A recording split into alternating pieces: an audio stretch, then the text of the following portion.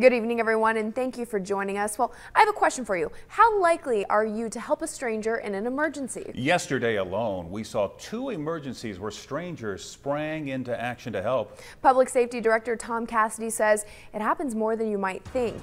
Channel 8 Eyewitness News reporter Nicole Cousins has more in our top story. Nicole?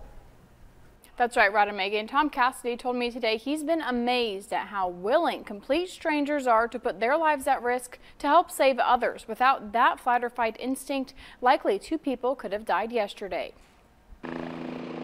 When tragedy strikes, 911, where is your emergency? Oftentimes it's not the first responders who are the first ones on scene. A person on the scene, a passerby, was performing CPR. There were some neighbors that were assisting this person with his injuries. In 2 separate incidents Tuesday, this shooting at 26th and J Streets and this serious motorcycle accident on Highway 79 north of Raymond, bystanders were there to give aid before medics arrived. When someone's had a traumatic injury, they can bleed to death before emergency providers arrive. And someone stepping in and applying direct pressure can make the difference between whether a victim lives or dies. Public Safety Director Tom Cassidy says seeing others spring into action isn't a surprise. Just very typical of what happens every day in this community. Not just in Lincoln, but across the globe. Last week in Portland, these 2 men stepped in to help when 2 women were being harassed by another man on a train.